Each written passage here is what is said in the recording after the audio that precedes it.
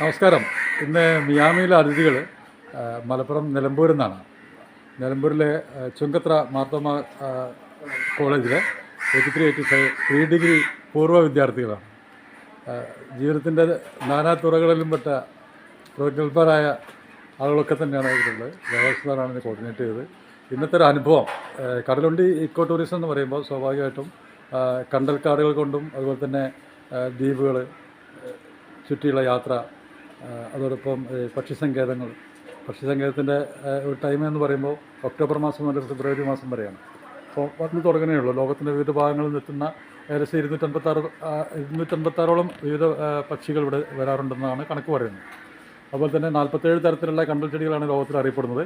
അതിൽ 8 മാത്രമേ നമ്മളെടുത്തുള്ളൂ. വളരെ മനോഹരമായ ഭ്രാന്തൻ കണ്ടലും റൈസോഫോറയൊക്കെ നമ്മൾ കണ്ടു.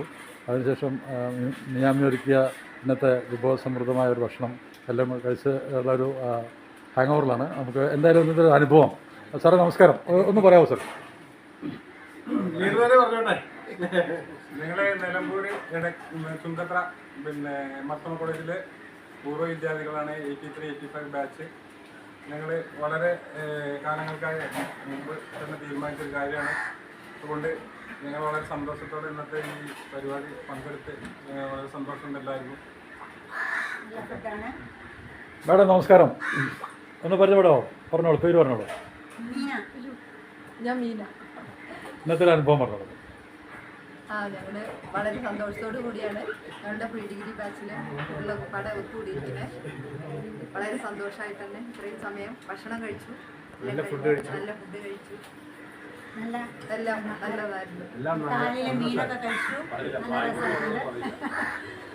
ആ സാർ, കായലിലെ യാത്ര വളരെ മനോഹരമായിരുന്നു. കടലുണ്ടിപ്പുഴയിലുള്ള യാത്രയും കണ്ടൽക്കാട് കാണുന്നു വളരെ നല്ല അനുഭവമായിരുന്നു. തീർച്ചയായിട്ടും നല്ല ഭക്ഷണം, നല്ല ട്രീറ്റ്മെന്റ്.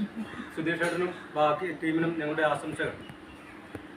പിന്നെ ആർക്കെങ്കിലും 83 പ്രീ ഡിഗ്രി തേർഡ് ഗ്രൂപ്പ് ബാച്ചാണ് ഞങ്ങൾ. 83 മാർത്തോമ കോളേജിലെ 3ാമത്തെ ബാച്ച്.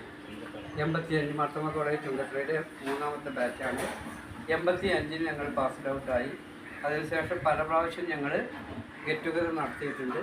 ഇത് ഏറ്റവും സന്തോഷകരമായ ഒരു യാത്രയായിരുന്നു. ഇവിടുന്ന് ലഭിച്ച ഭക്ഷണവും മറ്റ് കണ്ടൽക്കാടിലൂടെയുള്ള യാത്രയും കാണാത്ത കാടുകൾ കണ്ട ഞങ്ങൾക്ക് നിങ്ങളോടുള്ള നന്ദി രേഖപ്പെടുത്തുന്നു. ഇവിടുത്തെ രാവിലത്തെ പ്രഭാത ഭക്ഷണം എന്ന് പറയുന്നത് ഞങ്ങൾക്ക് കപ്പയും മീനൊക്കെ അറിയായിരുന്നു. ഉച്ചയ്ക്ക് ഞങ്ങൾക്ക് വിഭവസമൃദ്ധമായ സദ്യ, അതിൻ്റെ കൂട്ടത്തിൽ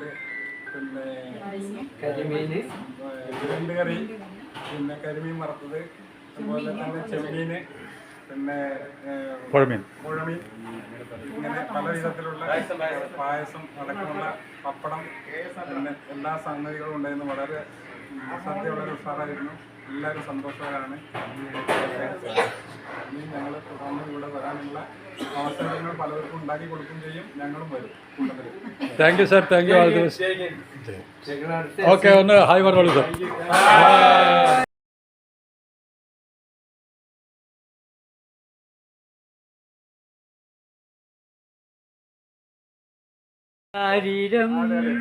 രാരിരം കുഞ്ഞേ രാരിരം കേട്ടു നീ ഉറങ്ങണം മുത്തേ.